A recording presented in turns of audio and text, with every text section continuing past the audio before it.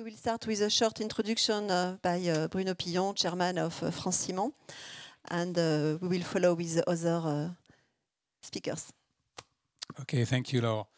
So hi everyone, I'm very pleased to welcome you today to this event, which is co-organized by France Ciment, as Laure just pointed out, and GCCA, so the Global Cement and Concrete Association, as a side event of the Building and Climate Global Forum that is being held in France this very week. It is my privilege to welcome you with my double hat as the President of France Ciment and President of AWM Materials France, since we are gathered today at the Alto Tower in La Défense, where our headquarters are located. Today's event is particularly important. As you know, our industry is at a crossroad and at the heart of the challenges of ecological transitions all over the world. While many government representatives from all continents are and will be present in Paris in these coming days to discuss the future of construction in the context of climate change, we, the cement industry, have a lot to say and a lot to show. First of all, there is a lot to say because we have all made commitments around the world to contribute to the success of the ecological transition and to be at the rendezvous of a carbon neutral world by 2050. In this regard, I would like to specially welcome Thomas Guillot, CEO of GCCA, who will present the decarbonization roadmap of our industry on a global scale in a few moments. In France, the trade association France Ciment published a new roadmap in May 2023.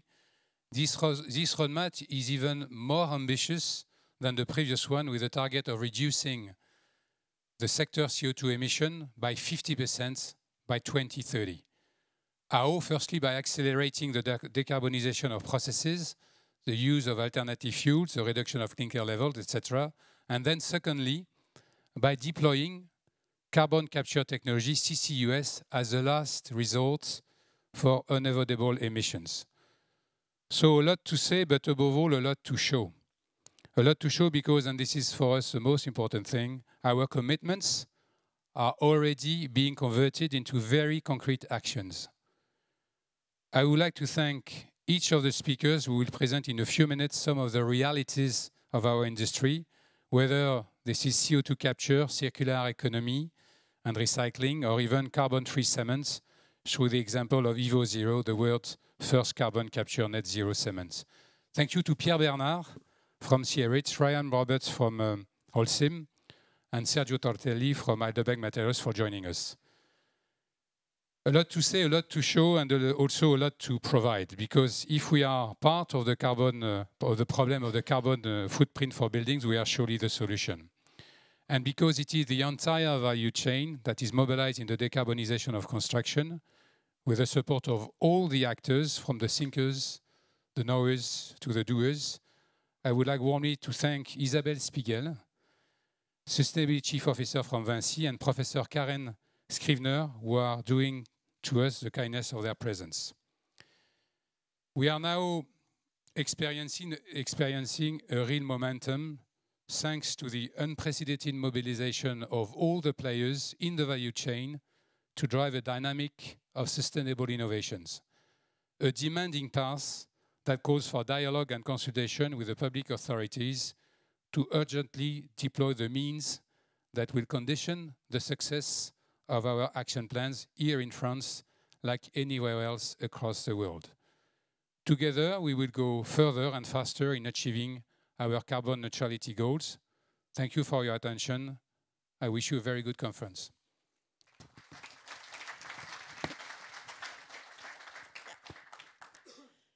Yes, thank you, Bruno. Here you have the content of the meeting, and we will start with Karen Scrivener. Karen, we are very pleased to welcome you. Karen Scrivener is well known from the sector. She is from École Polytechnique Fédérale de Lausanne, and we are very pleased to have. You will do it together, Thomas? Okay, it was a surprise. Then together with Thomas, the floor is yours.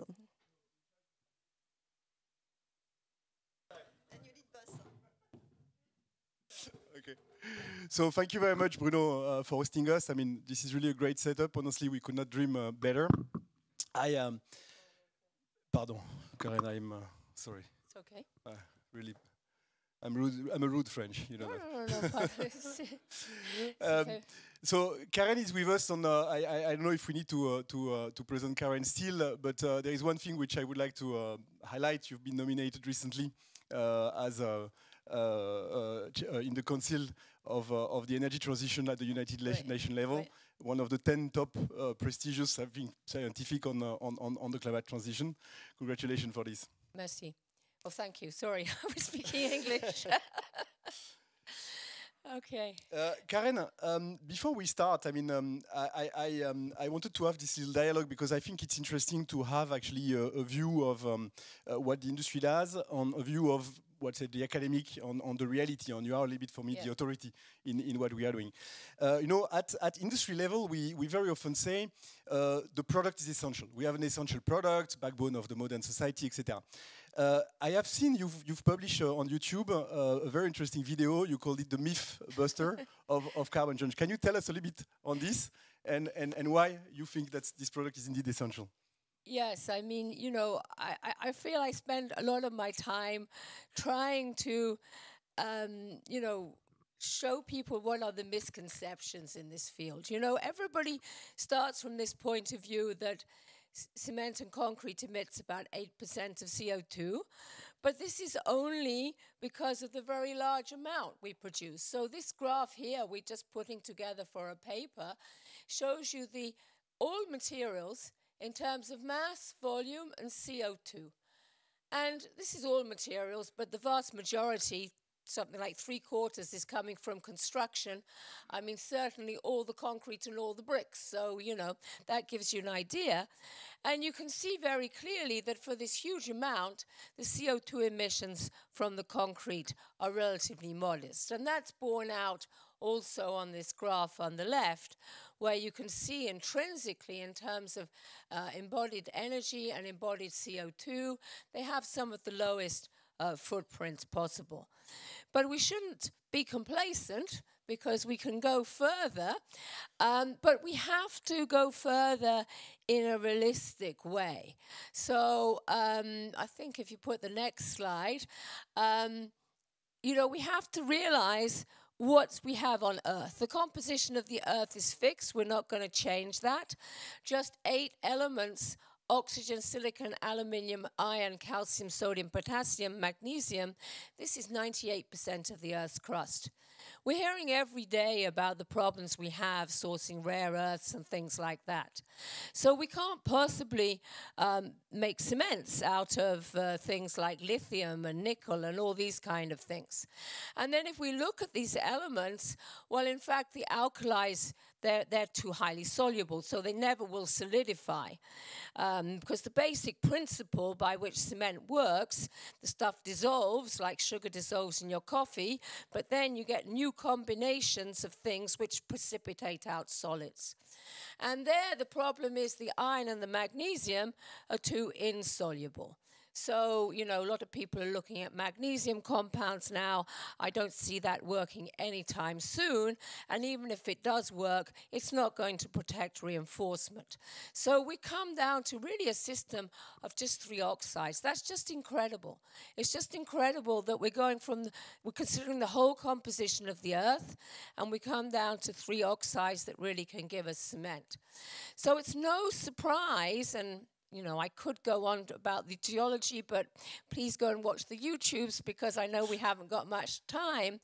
You know, the fact we come with this Portland cement, it's just an inevitable consequence of the composition of the Earth and the geology of the Earth. And we shouldn't imagine that there's going to suddenly come some miracle solution which is going to replace it. So, you know, virtually every day there's a story in the press, you know, some startup in the US is going to get all their calcium from Basalt. Well, yes, you can get calcium from basalt. There's two slight problems. First of all, the process costs probably 20 times as much as making Portland cement today. And even if we have to have carbon capture and storage, cement is not going to be as expensive as that, the conventional route. Second problem is 80% of the material is not calcium. And what are you going to do with it? You're going to have mounds of slag heaps everywhere for the stuff you can't use. You know, we really have to be practical. And, you know, people just cannot believe the amounts of nonsense ideas out there. But, you know, on the positive side, and I think Thomas is going to talk more about that, we have got a lot of things we can do. So, you know, if we just take the different steps, the concrete in the construction, the cement in the concrete, and the clinker in the binder, just these 3 steps together, we can probably start to save 70%. You know, this is non-negligible. It's huge, but we have to find ways to implement in practice. We have to find ways to get the industry together. And then at the end, we're going to have some gap we have to fill, maybe with something like carbon capture and storage. But, you know, we need to also work on that gap now, because that's going to be the challenge. So, you know, that's sort of some of the myths. The final one I really want to point out is, you know, we're sitting here in Paris. We're part of the global north. We put together these figures on looking at the historic and the future evolution of cement use. And you see, since I was born, the global north has hardly changed. It's just hovered around here. What's been the big game changer in the last 3 decades has been China. But now they've built everything. They're consuming about 5 times as much cement as we do in other parts of the world, and their consumption is going to go down dramatically. So where we've got to look is in all these other regions now, because that's where it's going to happen. And if we can't also find solutions that can be used in those countries, then, you know, we have a problem. So, Thomas, back to you. I mean, you know, I know that the GCCA is really conscious of all of this, and your companies have really, you know, signed up to doing something. So perhaps you can explain more about that. Yeah, sure. Thanks for the question, Karen. So maybe a few words on GCCA first. I mean, what we are. So we are an association of cement producers, cement and concrete producers. We represent about 80% of the world of production of cement in all the continents of the planet. Basically, 80% outside China, and we have also some key Chinese manufacturers. You know, China is 50% of the world consumption. And the interesting thing is that we really have a lot of people, and we are getting more and more attractive. Although we put ourselves, you know, strong challenge in the decarbonization. So you see, last year we had 8 members more. Already in January, I have 1 sign up, and I have a few more down the line. Interesting is we also partner with national cement associations. So like we do now with France Ciment, we have really this dialogue. How do you leverage global discussions with local realities, right? And that's really important. Not only in Europe, not only in North America, but also on particularly in the global south, and I'm going to come back with that. So what are the people in common? And that's what you say, Karen. We have in common that, you know, there is this goal of decarbonization. So there is really a strong motto on decarbonization. And in fact, as you say, we believe that the world needs concrete, that the infrastructure on people around us are saying that. I mean, the United Nations Secretary General, Mr. Gutierrez, say it in his message. He say, well, it's essential to the modern life, and it's essential to the development of the world. On the development of the world, it's 80% outside of the north. So the question is, what do we do also in these areas, in these countries, and in development? So together with the members, actually the members themselves have produced this roadmap, where we see that we have started from 1990 with some solutions that are existing, and the idea is to continue with this solution. So it's not that we stop doing what we've been doing and that works. So all the things related to decarbonization of the built environment, decarbonization on the product. You know, we say better build, less concrete in construction, less cement in concrete, etc. These are things that function. So the roadmap is the full value chain. We start in construction, right? And you see we have identified 7 technologies from construction down to clinker productions, which all together will lead us to a net zero situation by 2050 with an intermediate target in 2030, as we should have, which is minus 20% in cement and minus 25% in concrete. And the question here is, how do we advance all these technologies, and how do we work forward to progress all these technologies?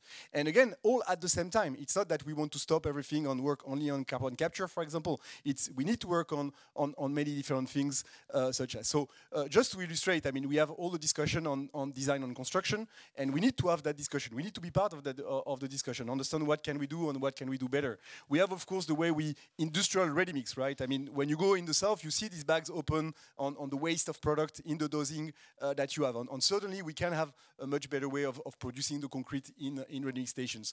You have the discussion on product. You know, how do we reduce the clinker factor? And I give you, I have a question for Karen specifically on that in one second.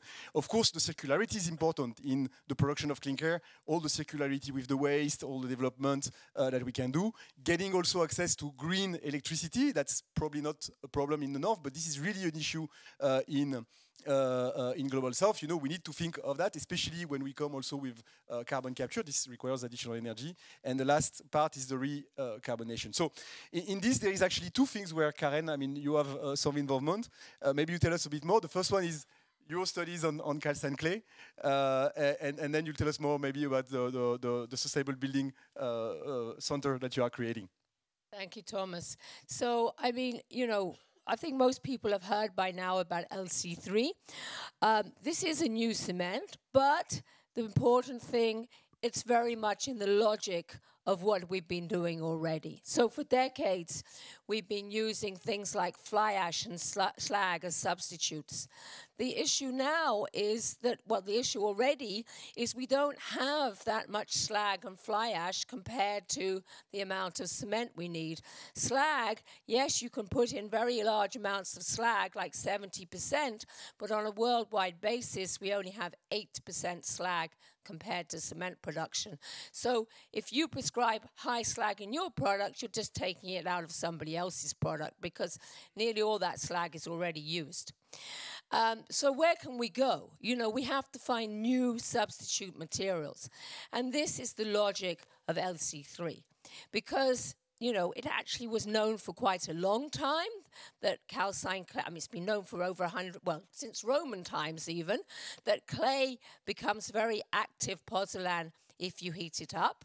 Heat it up at a much lower temperature than clinker. And what's new in LC3 is that if we put this together with limestone, the two actually react together, and that way we can go to very high levels of substitution, 50% or even more. So this is dramatic in the sense that it really can totally extend this logic of substituted cements. You know, this was stagnating the last 15, 20 years. Now, if we introduce calcined clays into the mix, we can, on a worldwide scale, we can save another like 400 to 800 million tons of CO2 per year. And this could account for easily 20%, 30% of all the cement and concrete emissions. So it's huge. As I say, it's not enough on its own. And this is really then why we've now created this Center for Worldwide Sustainable Construction. I'm sorry it's mostly in French, but we are in Paris here. And EPFL is a French-speaking university in some part.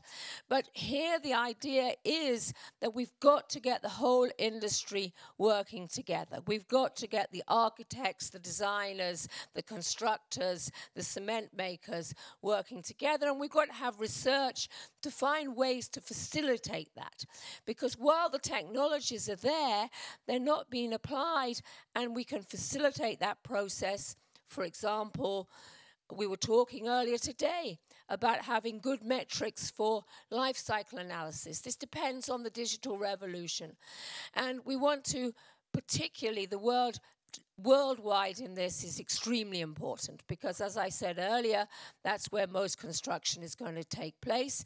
So we have to partner with institutions, with people in these countries. Our first partners will be University of Cape Town and Indian Institute of Technology Madras, but we hope to go much further, to be able to have student exchanges with them, to really build capacity, because this is where things are going to happen in the future, to work with organizations like the UN, to work with companies like many of you in this room, and professional associations. So that's all about our new center. But coming back to you, Thomas, because I'm sure we should wrap this up. Maybe people want to ask some questions. But where is GCCA going next? I do have a couple of slides on we need to go fast. That's a problem to do a dialogue with a professor, right? This somehow unbalanced. That's fine. No, the question is, what the industry is doing on how do we actually transfer or transmit this vision of a net zero on this possibility of having net zero concrete into reality. And there, what the GCCA has done with the help of all these members, we have made what we call this net zero accelerator. So this was quite revolutionary at the time. By now you have a lot of net zero accelerator for everything. But at the time we were probably the first one. And there it was basically doing three things. One was we wanted to partner with all the national cement association ongoing in each country to understand how do we play these numbers, this technology in reality in the respective countries, right? I mean, we talk about geology, we talk about calcine clay, for example, we talk about slag. I mean, the world is uneven with the spread of these materials all over. So understand what can be done locally in the respective geographies. Same thing with carbon capture, same thing with alternative fuels or the usage of waste. The world is uneven. Let's see what we need to do. And doing that also understanding how can we advance these technologies really on the country, talking about regulatory framework, regulatory change. We need to have a transformation in the regulatory framework. We know that. I mean, starting from the standards for the product to enable low carbon products to get into the market, but also talking about circularity. It will always be cheaper to dig a hole, put the waste, and close the hole. I mean, if you don't have a regulation on waste, you don't have a possibility for circular economy. It doesn't exist, right? So regulation is fundamental to work, and these are the type of things we are discussing with our members there. And they're also identifying already in the field, including Global South projects, making sure that people have the elements to discuss and to discuss business. At the end of the day, the transition is also a question of business, making sure that all these technologies will create value, because if it's not the case, it will not happen. We are in an economic world. So these things need to get return on investment, and we need to engage with government and understand, okay, what do I need to make that investment to work? We had a fantastic discussion with the Canadians.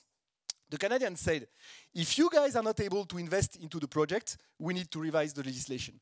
And there was a ping-pong game between the Cement Association in Canada and the industry in Canada on a specific project. I mean, the project is actually a Heidelberg material project in Edmonton, to make sure that this project is bankable and to make sure that there will be return on investment on the project. And that's, we believe, from the business, the right attitude. But on top of that, what we are doing, we are also trying to leverage, and I will finish with this, the global initiative. And that's very important because, we are a global association. And we are involved in these United Nations things, different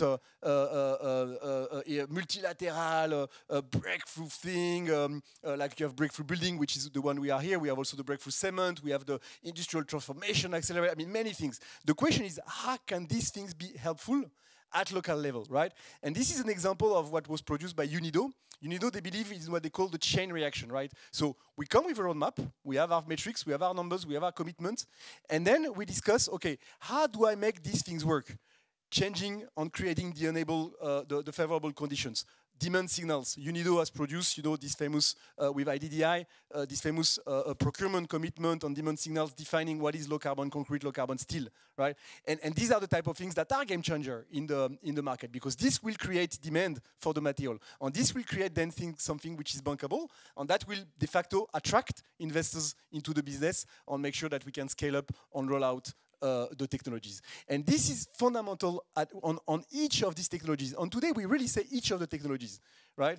To make sure that we progress and to make sure that we have done. I finished with that. I did say that we are involved in many global multilateral initiative. It's a little bit barbarian, but that's helpful. And our challenge is to make sure that we connect the dots between the global commitment, the global reality, and what is happening in the ground in all the countries. We said resilient, we said decarbonized, and we said scalable. These are the fundamental three themes that we are working on with GCCA. I make a little bit of social media stuff, so please follow us. You can even join us if you're a cement company somewhere. Click it, you can register directly on the things. Thank you very much for that. And I'm closing, and I will welcome somebody on stage. Thank you very much. Thank you. No, I shake hands first. Oh, sorry. That's the end of the dialogue, right? Thank you very much for this overview with the key topics. We are really in the core of the priorities with the finance, the technology, and the regulation. And now we will welcome Pierre Bernard from Echium, CRH Group, to illustrate the decarbonization roadmap with one of France Ciment members, Echium. Pierre. Thank you. Good afternoon, everyone. So I have the pleasure to do the. Sorry, yeah, I can do it.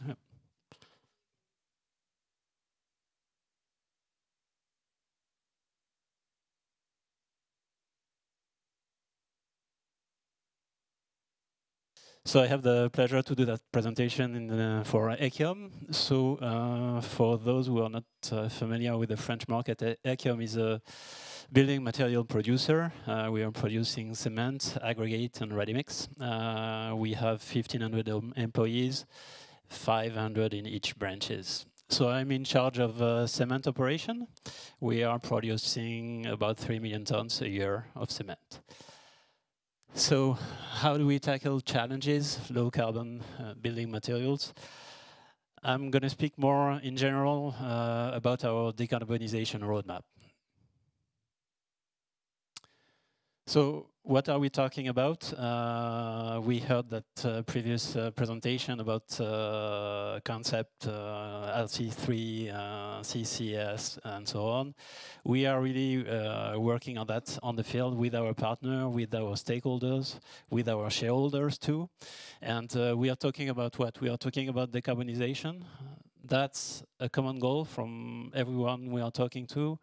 Local communities, region, state, Europe. I mean, we are sharing that goal at every level, and we are going through some new projects, environmental inquiry, environmental permit, and we can see that from the local communities up to the European level, everybody is willing to work on that side. We are talking about construction needs. Still, we believe in cement, we believe in concrete, and our partners in the construction industry are still willing to build safe and durable buildings. We are talking about regulation. I'm going to speak about the RE 2020, which is a French regulation on the buildings, new buildings, and we're going to see how it works. And we are going to talk about the industry transition. Of course, we're talking about LC3, calcined clay fly ashes, but we see that there are incremental improvements, but there will going to be disruptive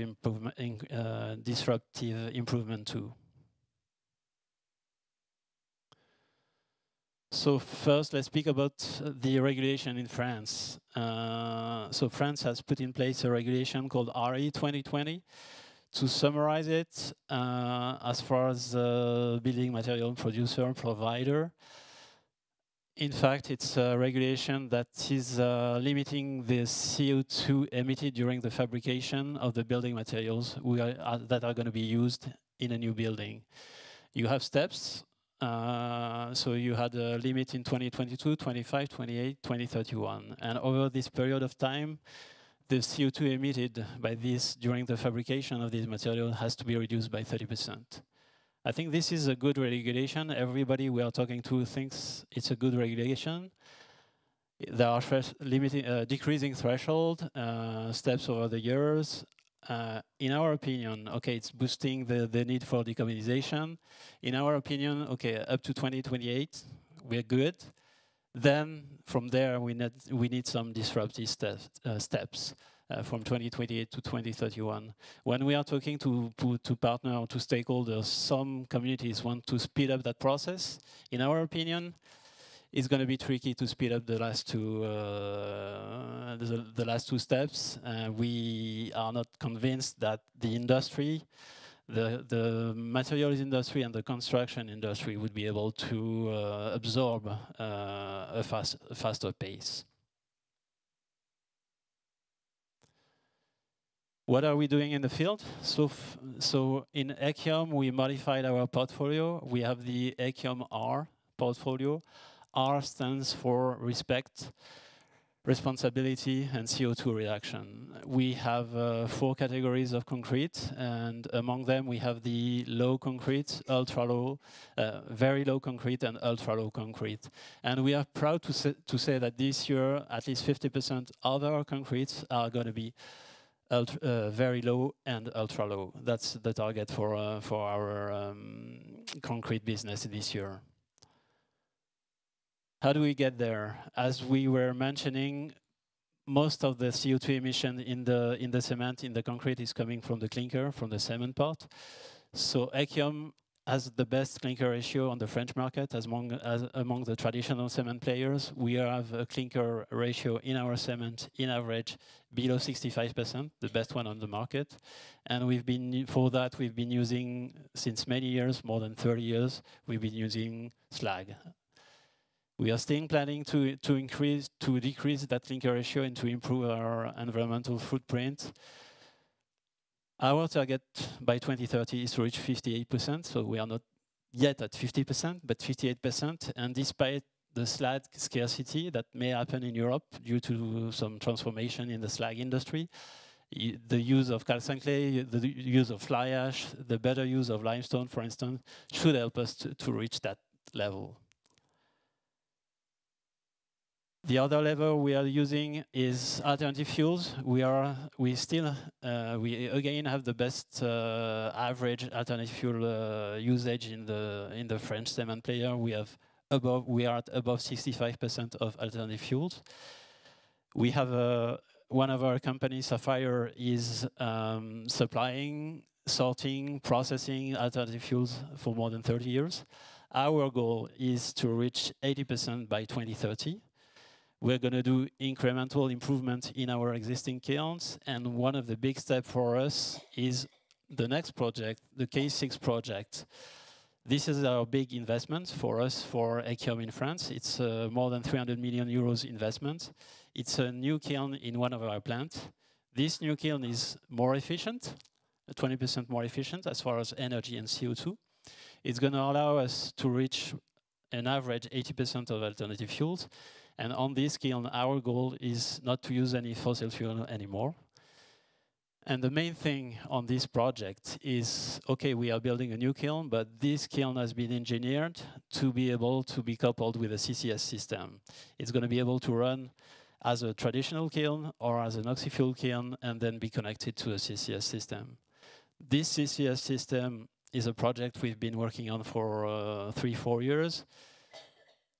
We are working with partners, and this project has been so far funded by the European Union. We received a fund of 153 million euros, but it is not approved yet. We are still working on it. We were mentioning before that we need to find a financial balance. We still need to find the financial balance. We are working with our partners to find this balance on the finance side, on the value chain, on the liability side. There is a lot of work, a lot of partners to work with. You need to capture, you need to transport, you need to transfer, you need to store that CO2, and that's a game changer in our industry.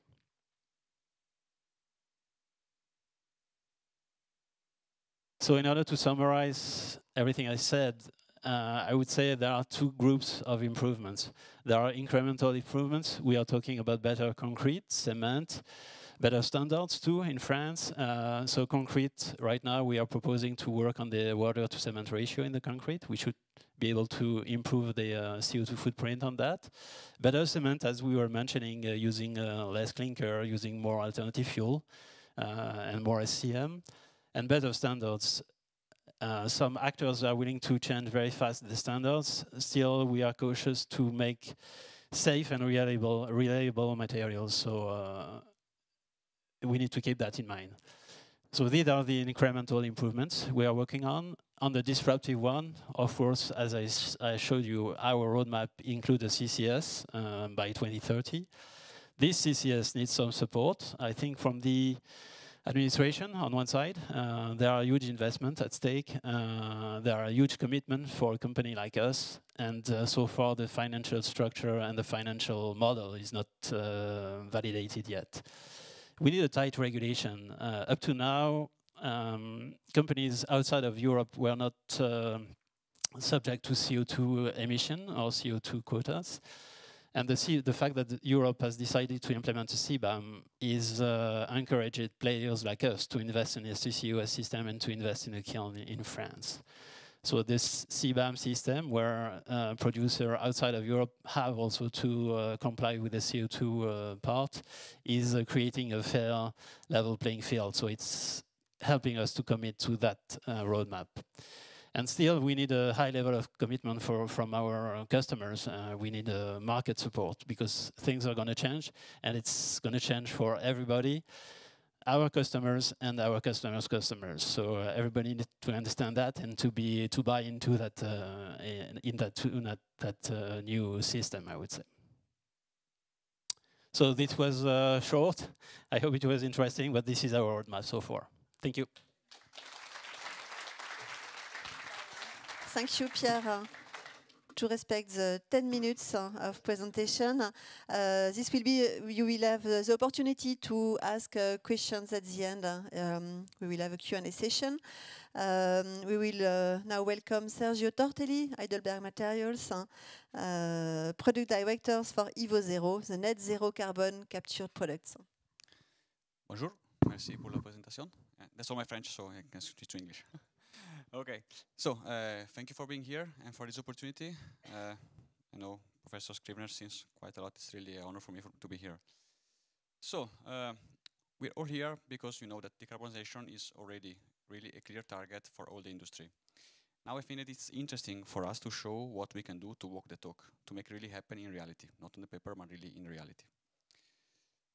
As you know, Heidelberg Materials has now, since quite some years, the reduction of the CO2 in the core of this strategy. So it's not anymore a nice to have as for all other cement players in the industry. It's really something that stands at the core, and that stands at the core like having 10 million tons of CO2 budgeted to be carbon captured by 2030, which is actually a huge amount of CO2. And just to be practical, we all speak about buildings, we'll speak about sometimes at least real estate. If we take a look to the usual, let's say, 6-story residential building, which is the impact in terms of embodied carbon of the concrete and then of the cement for sure, we speak about more or less 50% of the embodied carbon that we can tackle by reducing for sure the impact and possibly going down to zero, and I'll show you how in, let's say, in a few seconds. And that's something that is already significant because it means that we, as cement sector, have the power to reduce about half of the net embodied carbon of a building that is built as such. Then, coming to, let's say, some practical points. For sure, carbon capture is one solution, but reducing as much as possible the CO2 is the first step. And this is something that we can do as the previous presenters showed, that we can for sure use alternative fuels, we can go for different supplementary cementitious material. But the point is that if we really want to go down to zero, the only way at the moment is via carbon capture, and that's it.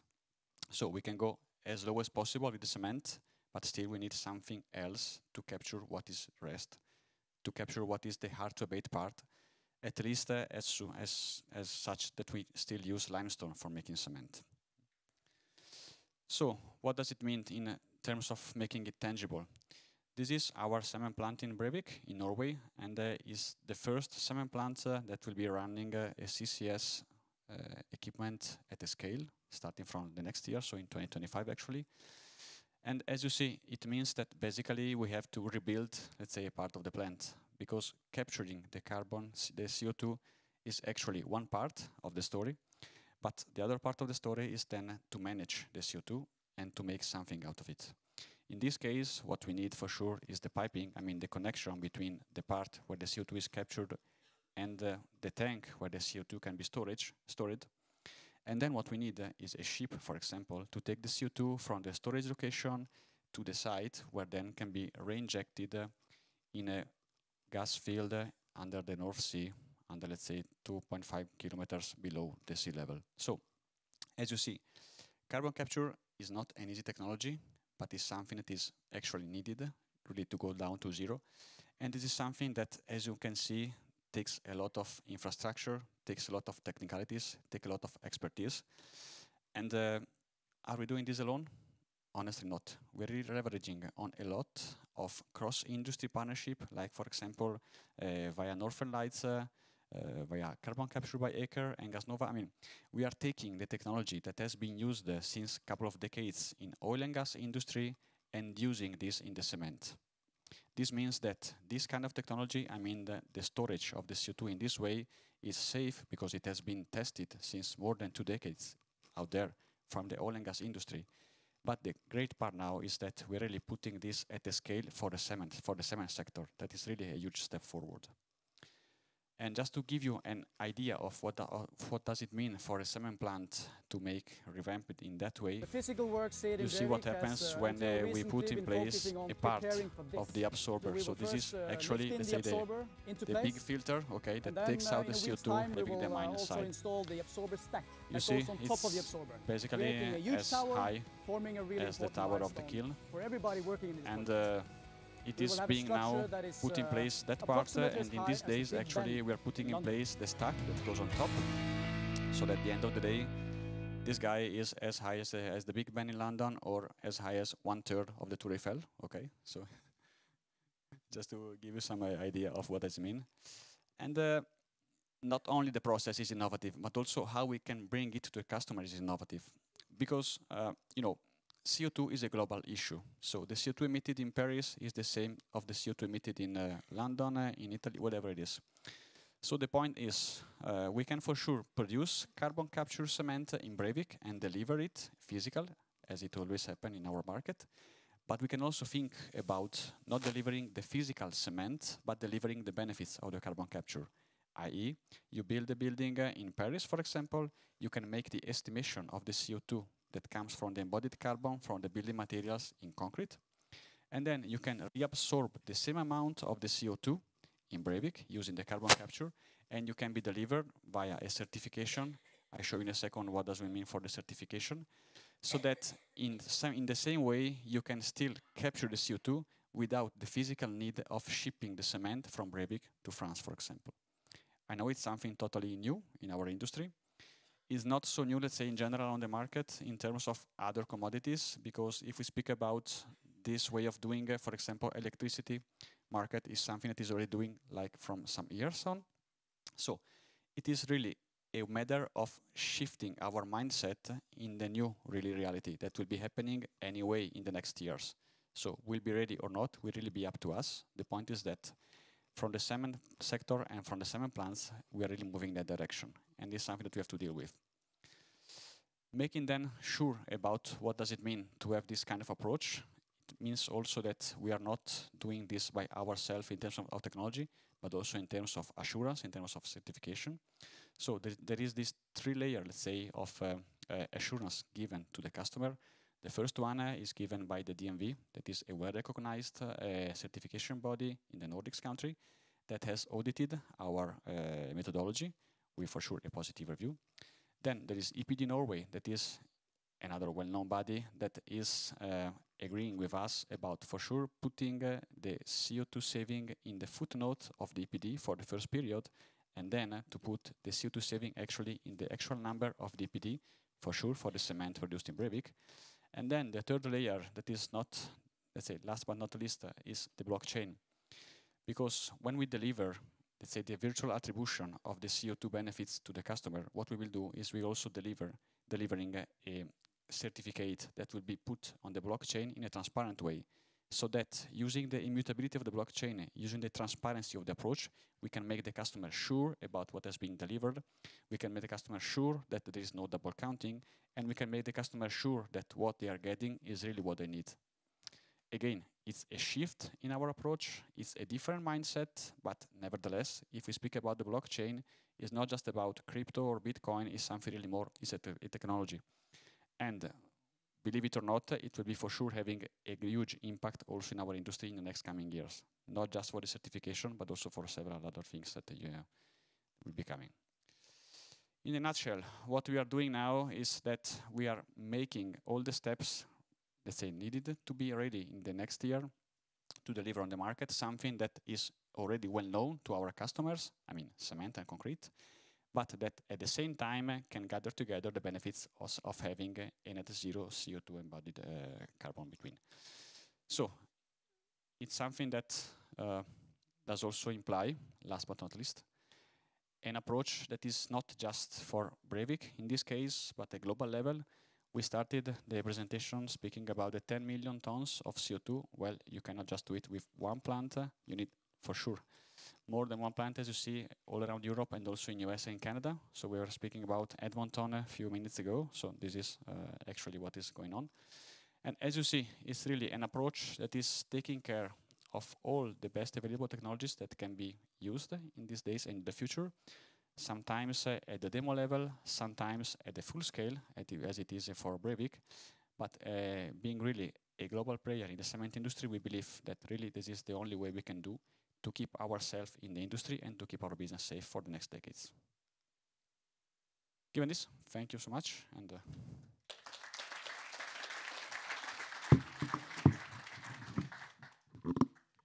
thank you very much. And now we will welcome Mr. Robert from Holcim Group. And we will go further in the value chain with a presentation of the circular economy on the building. Thank you so much. Good afternoon, everyone. My name is Ryan, and I work for Holcim. I'm the head of sustainable construction and circular economy. I realize that this is an English-speaking event, but I'm going to be speaking Australian, so please bear with me. We'll see how we go. So today, I'm going to be talking about a specific project on recycled concrete and have a little bit more of a discussion on CCUS, which I think we've heard in the last two. Up on the screen, you can see this is our framework for a sustainable built environment. So we're really focused on 4 key areas: building better with less, making the buildings that are built more sustainable, circular construction, and at the very start, green operations. So making sure that we take care of what we do as a company. And the two on the left will be the two that I'll be focusing on today. And so we're going to start with the case study here in France on circular construction using recycled concrete. Now, as a company, we're very much leaning into to circularity, particularly with CDM, so the reuse of buildings to recover them, recycle them, and build new from old. Now, the approach that we're taking to CDM and circularity is EcoCycle. Now, this is the brand that we've put to the recycling technology that we use to recover CDM, process it, and valorize it into new materials.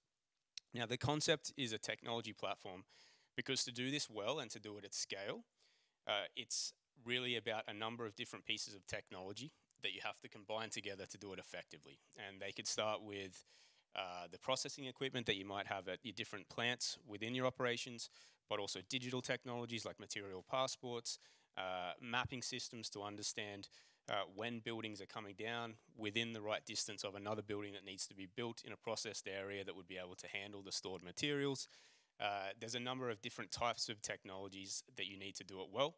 And for us, this is the EcoCycle brand. And when we put it into a product, so when there's EcoCycle inside any of our products, what we're doing is requiring a minimum of 10% recycled construction and demolition materials in the product. Now, just to clarify, where we can go more, we go more. And we know with aggregates, you're going to be able to have quite a high content of recycled construction and demolition material. With concrete, you're going to be able to have quite a high amount, but probably less. And we also know with cement, you're going to have a lower amount.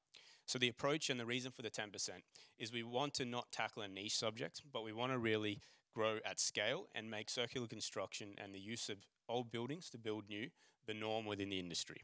And so that's why the 10% is the minimum, but wherever we can go higher, we do. Which brings me to the case study we want to talk about first, which is the Ressigny project in France. in the suburbs of Paris, where we are today. And this is quite a unique project. So done last year, quite a large social housing project, partnered with a local, a very prominent local French developer. And what's unique about it, it is the first use of 100% recycled concrete. 25 MPa, about 1,600 cubic meters. And just to clarify, when I say recycled concrete, that includes recycled cement. So very innovative, very new. And it was done through a partnership. And I think it's worth noting that that's how you get these strong outcomes, when you want to show what can be done. If we want to show that circular construction and 100% recycling of materials is possible, and to then encourage, and I apologize, I'm stepping through the light, and to encourage policymakers to make the difference, then you really need strong partnerships to come up with an idea, come up with a common goal, a clear ambition of what you want to succeed, and then set milestones for that goal. This one being circular construction. So the partner was Sequence, which is under the Group Action Lodgement, which I'm sure many people here would be familiar with. And as I mentioned, when we look behind the concrete, probably the most innovative part of this project is the clinker.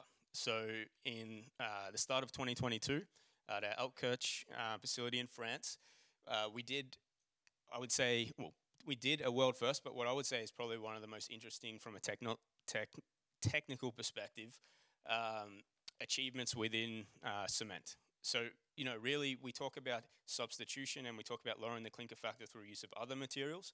But if we could get to the stage where we're able to reuse concrete over and over again in cement, just like we do with concrete, this is probably a pretty powerful lever to how we're going to decarbonize. Now, we made 2,000 tons of the material. There's a lot of text on the screen, so I'm not going to go through everything because I want to be quick. But I think the main thing is that it was 100% recycled clinker using conventional methods of manufacture, but also using materials that weren't just CDM. These materials were taken from other parts of the value chain. We made 2,000 tons of it. And then we worked with the EcoCycle technology to bring in as much of the recycled CDM as we could into the concrete. And where possible, some of it was taken from the exact same site. We used 2,000 tons of recycled aggregates specifically for this project, separating both the aggregate, the sand, and the fines. And then we took those aggregates and fines and combined them with conventional recycled water recovery. Now, there's, you know, this is a process recovery, so it's not taking material, it's not taking wastewater from outside. It's recovering its pre-consumer content.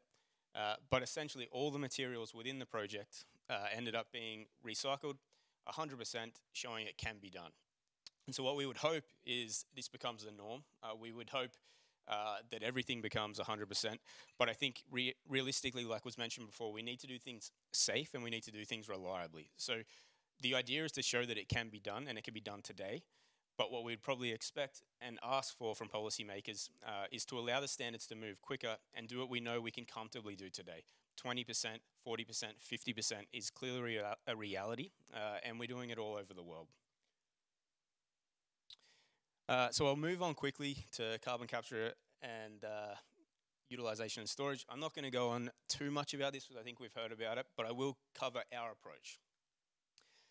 And so you can see we have our roadmap, like everyone has their roadmap, SBTi validated, near and far term. But we've got 44% in our roadmap allocated to other technologies, novel technologies, which include CCUS.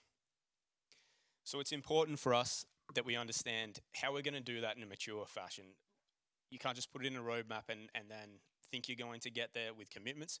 We need to map out where we're going to put projects, what's the framework that we're going to use for CCUS, and I think more importantly, what's the CC part, and then understanding where's the U, where's the S, and where's it applicable. So for us, our projects really span 4 pathways. The first one is conversion utilization, so repurposing for producing fuels, products like plastics, synthetic plastics and the like. The second one is mineralization, So different types of CO2 absorption, and I think many of you would be aware of this type of technology and probably aware of a Neustadt is one that we work with recycling CDM. So you can start to combine CO2 captured mineralization with circular construction to find benefits and synergies there. Market utilization, which is looking at particularly agriculture and the food and beverage industries. And then lastly, storage. So we get to the S.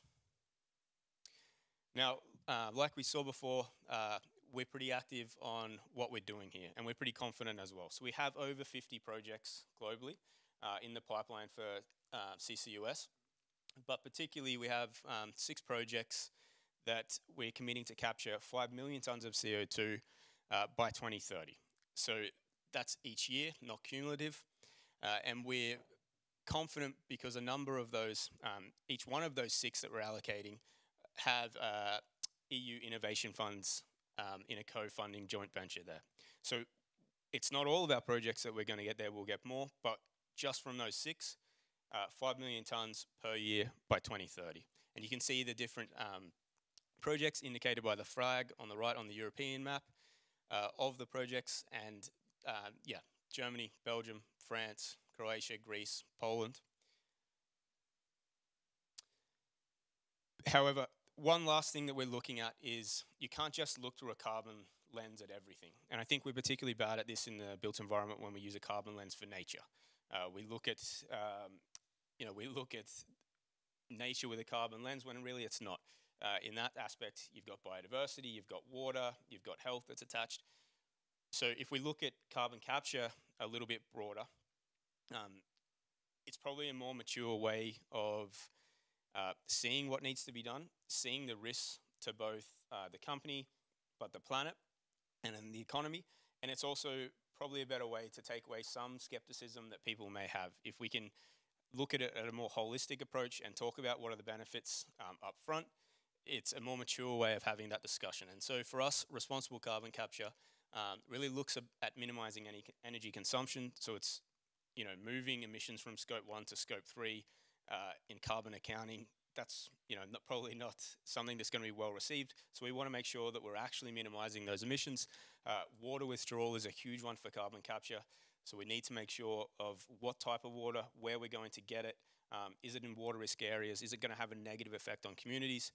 Respecting those communities in many different levels, whether that be economic, environmental,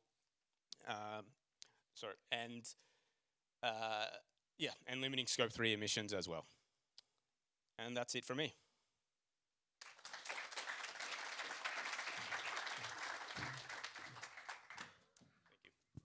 Thank you very much, Ryan. Now we will welcome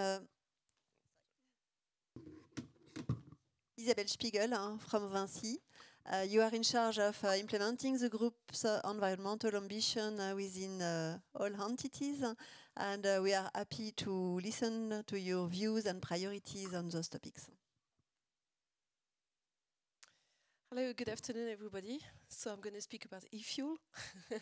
No, the focus will be on low carbon concrete, but you can guess that thanks to the usage part of the CCUS and the fact that we operate 71 platforms for airports, we are pretty much interested about any kind of technology we can help decarbonize also the traffic from the concession.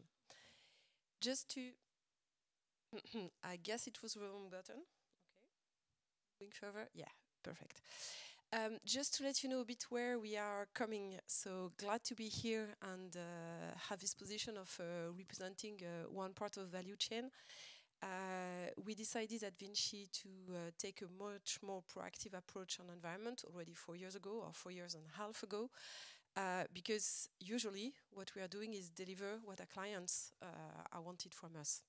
So we used to be able to deliver on environmental performance when the client is willing to, but there were not enough clients willing to really embed environmental criteria. And clearly, even a lower number of clients able to pay for the cost of an extra environmental performance. So we decided to indeed accelerate a bit ourselves, take a proactive approach and look at our impact, negative impact, and which kind of action we can take to reduce. So you see it's both it's 3 topics: climate, circular economy, and natural environment. I'm going to focus on climate and the decarbonization because that's one of the key area definitely that we have in common. And you see just a picture of challenge, internal challenge that we launched so in 2021, so already 3 years ago.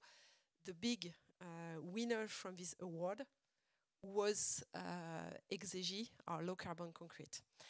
And just so coming back a bit on that, when we launched this award, we said we now.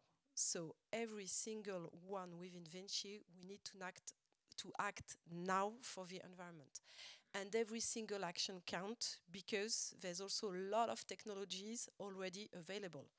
And one first step is already to implement what is available on the shelf, on the market, etc., etc. But indeed, we need to go further and boost also innovation. Our key targets in terms of CO2 reduction, it's a reminder here, but just when you look, so we set up targets on our scope 1 and 2 emission, apply to ourselves all what we can do to decarbonize our own activities, but also commit to work with you guys, in fact, to decarbonize also our scope 3 emissions, so the one from our own value chain. And if you look at the size of our scope 3 emissions, concrete itself, the implementation of the concrete within our project represents 2 million tons of CO2. That's 5% of our scope 3. So that's why we can now focus on this one specifically.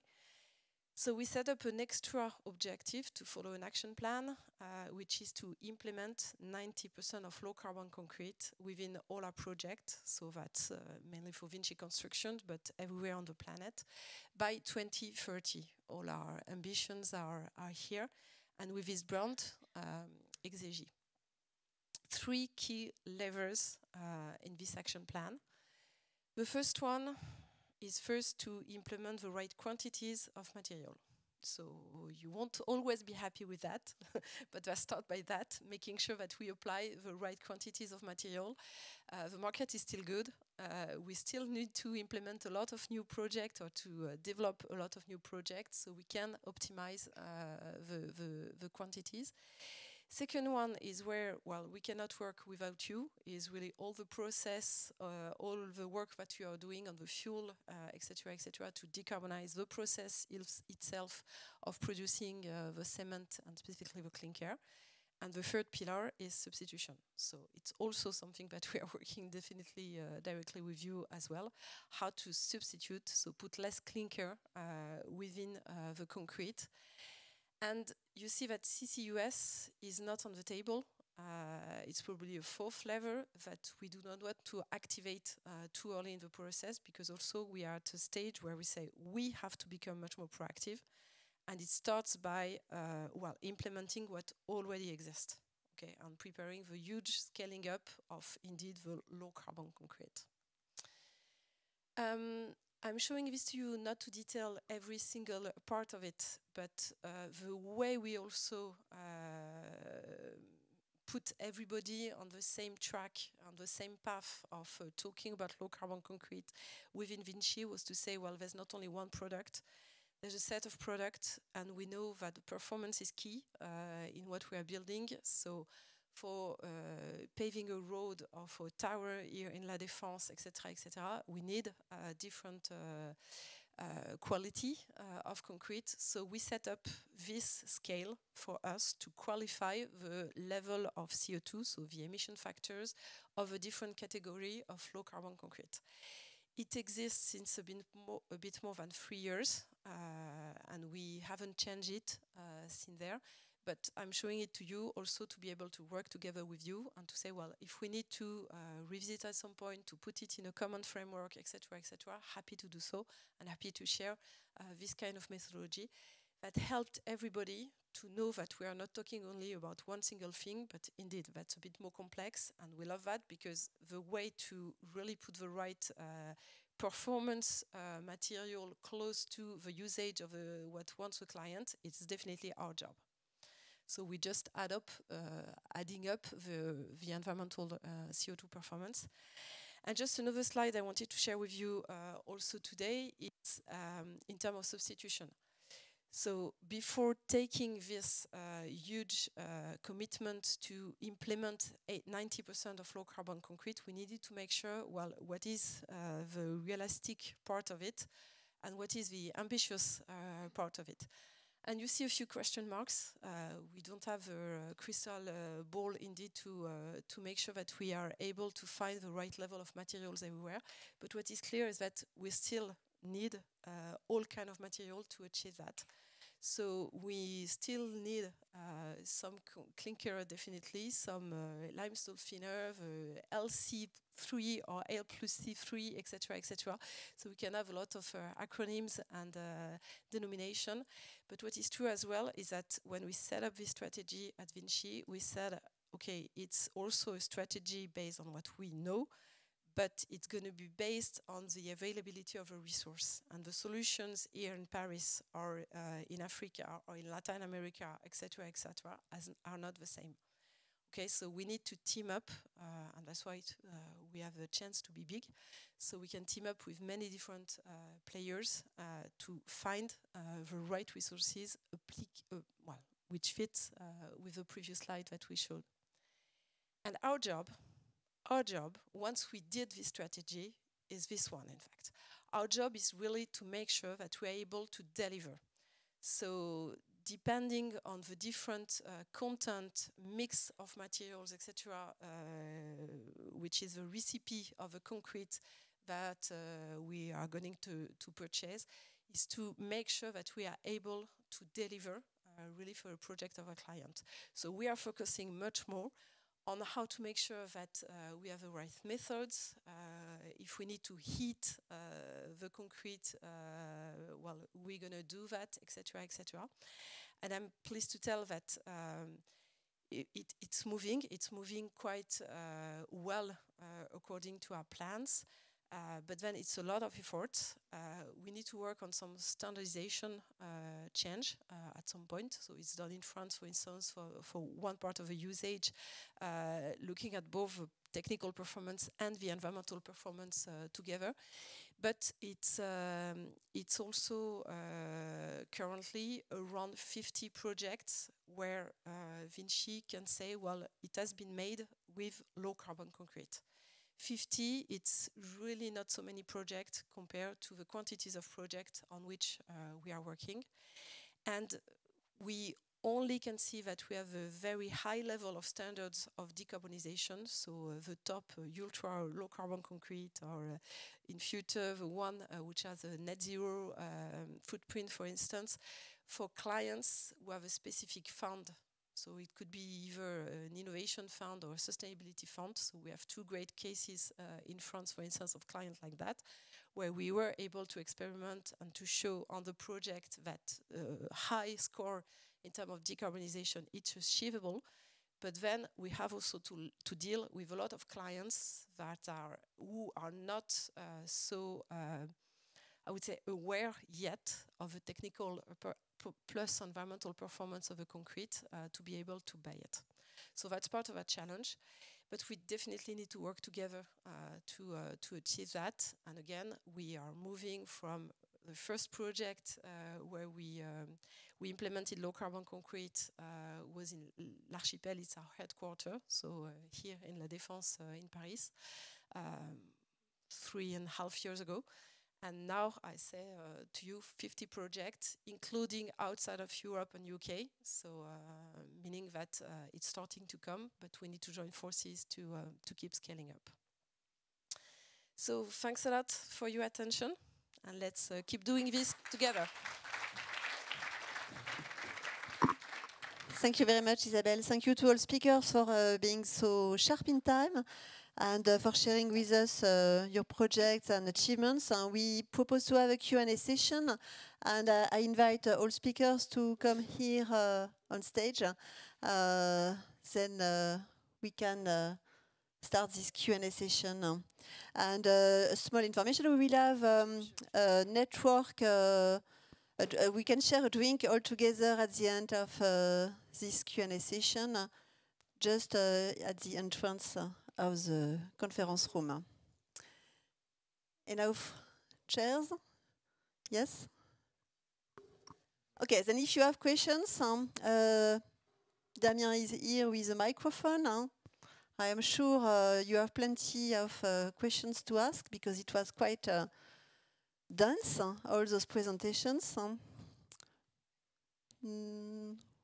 Yes?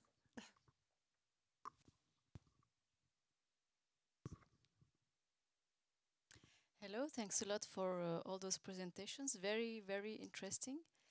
And I have a question for Heidelberg, because you mentioned the mass balance approach. And I was just wondering how would it be certified and accepted for EPDs? Yep. So if everyone is familiar with mass balance, basically what happens is that in the Breivik plant, we will be able to capture 50% of the CO2. And this is due to the fact that we are using the waste heat recovery from the kiln, so not using extra power, extra electricity to turn on for sure the plant. And this 50% will be then been allocated with a mass balance mechanism on a part of the production to have it net zero, while the other part of production will stay grey cement, let's say, we can call it that. So far, the discussion with EPD Norway is that they are okay using mass balancing, putting in the EPD nodes for, let's say, the first 6 months of production. Then, when the plant is, let's say, fully operational after a reasonable time, that could be like 6 months or 1 year, let's say, then the discussion are that will be put in the node, in the number of DPD, the mass balancing of the CO2 reduction. So far is a positive outcome we have for the body. Thank you.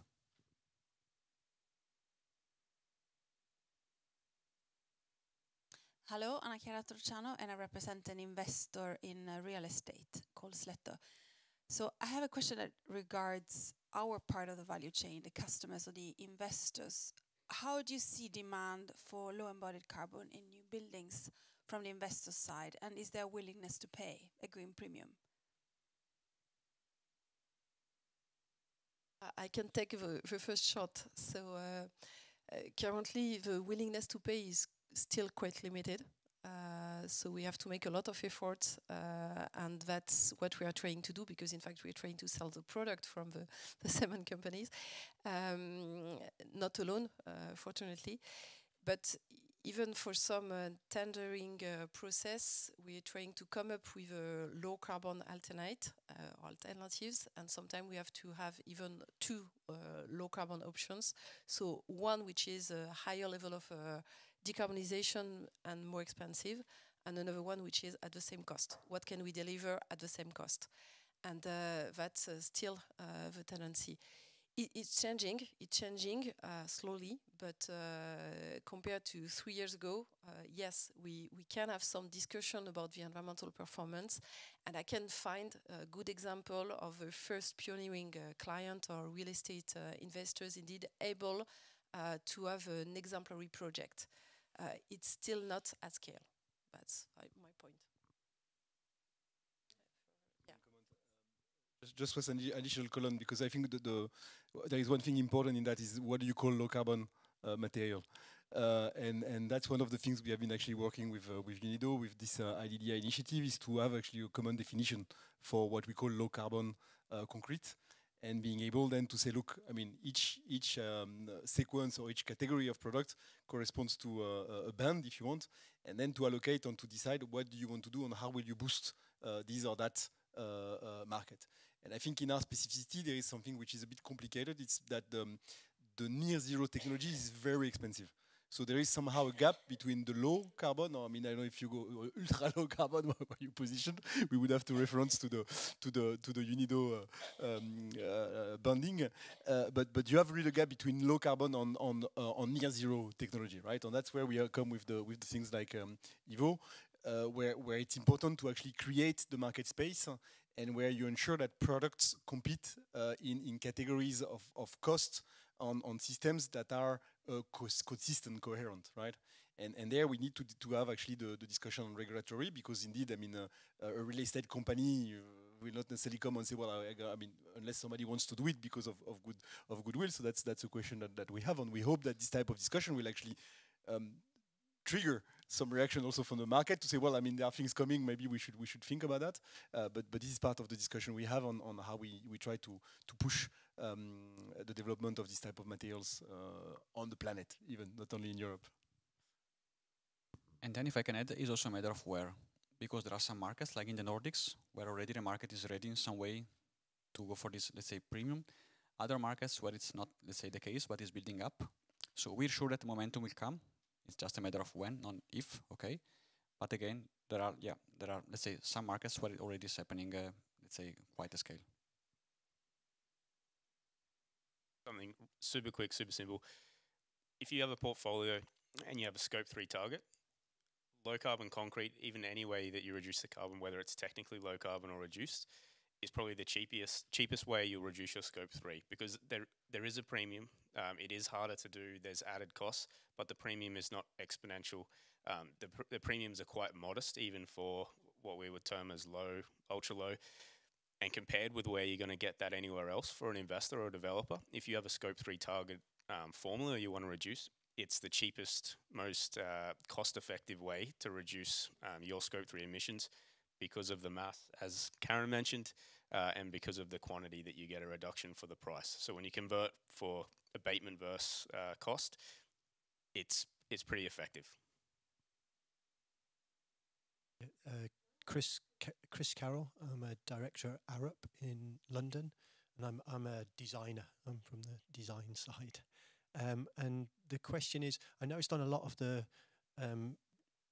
2050 decarbonisation trajectories, there's a kind of design efficiency block, and it varies from 15% to 20% to 22%. My question is whether that's ambitious enough, and especially in the context of the near term 2030, where we're looking to, in terms of the buildings we design, half the embodied carbon of them, so half things by 2030 within 7 years, which must mean using a lot less material resource in doing that. And so the question back is whether we're pushing that much, and whether you're supporting, as people who have a vested interest in selling materials, whether you're pushing back on that enough as well. I'll take the first shot, on maybe the very compliment if I say something, and I speak under the supervision of my director for construction, so I'll be careful.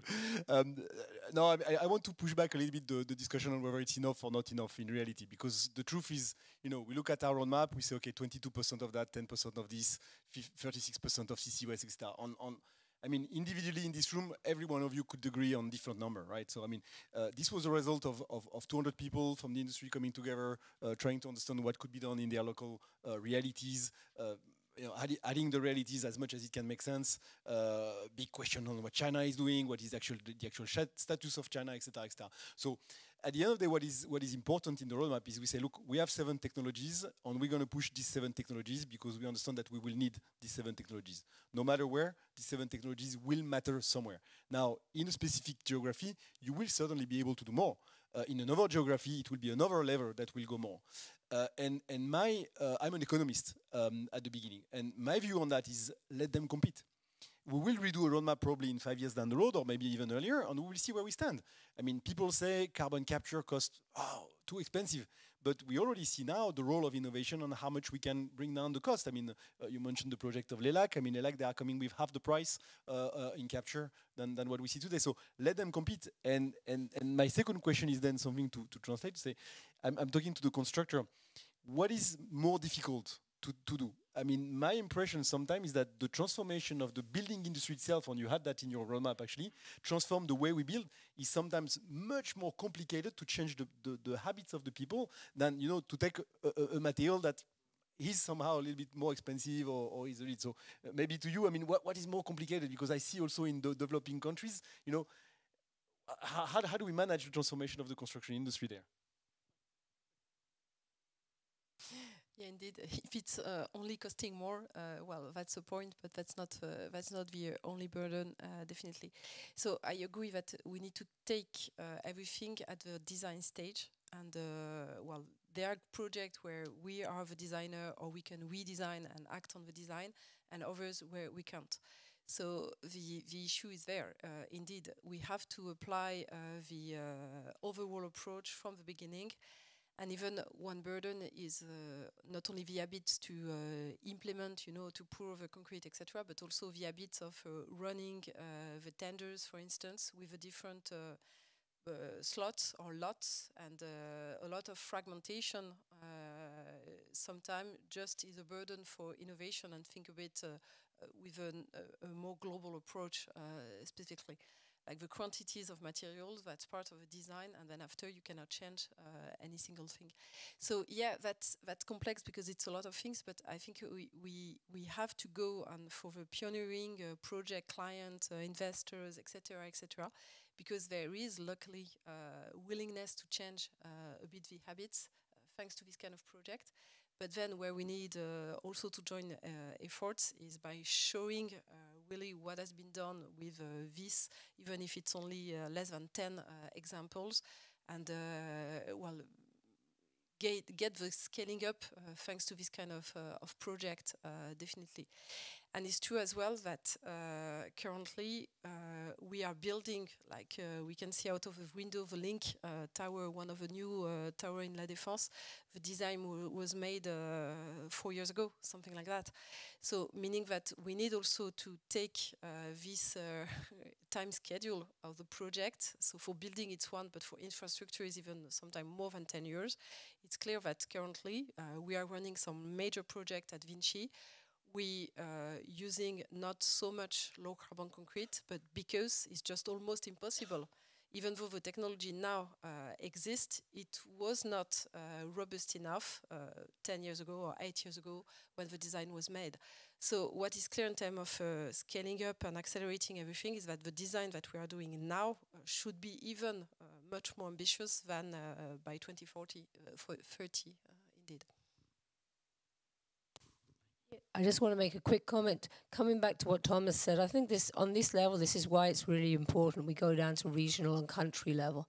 Because I'm sure, yes, we probably could save more design on design in global north, but I'm not so sure in developing countries, because materials are very important there, expensive there. But the other thing is so much building is in the informal sector, where it's very difficult to, you know, bring the same levers. That's also one thing highlights one thing we need to look at. You know, how do we encourage more efficient building in the informal sector? I mean, one thing we're working on now is how to make more lower carbon concrete blocks, for example. If you can get it in the material in the first place, then you've got more chance of implementing it. So I think it's really, really important to come down to this regional level.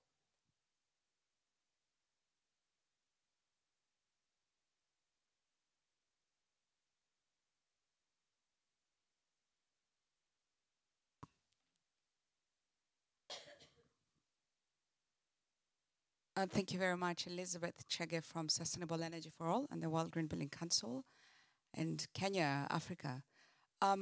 With the presentations, we've seen the fantastic work that's going on. We've been part of the journey for a few years with a few of you. But I haven't really seen that shift towards Africa and your roadmap and the work plan, because you're quite right to say that buildings and cities are being designed now will exist in 2030. So they really have to have this technology in the thought process.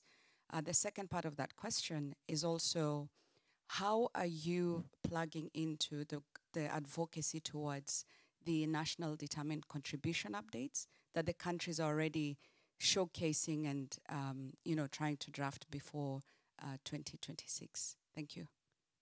Yeah, so I mean, this is exactly what we are trying to do with this roadmap accelerator, this net zero accelerator with the GCCA on partnering with the local cement association. So as far as Africa is concerned, we are actually starting now a number of roadmap in Africa. I mean, we are starting Kenya, we are starting Tanzania, we are in discussion with Uganda, we will probably start Nigeria very soon. We have, I think, Senegal on the pipeline. Probably a few more. I'm looking at that because she has the latest update. But that's exactly what we are trying to do. On the issue we have in this country is that we don't have that many GCCA members there. And we need to partner actually with local authorities. We partner actually with EPFL as well. It's a co-work. It's a cooperation with EPFL to try to come and say, look, guys. I mean, I know you are not part of this big association, etc. But look, we have something to discuss with you, and we have to start discussing that.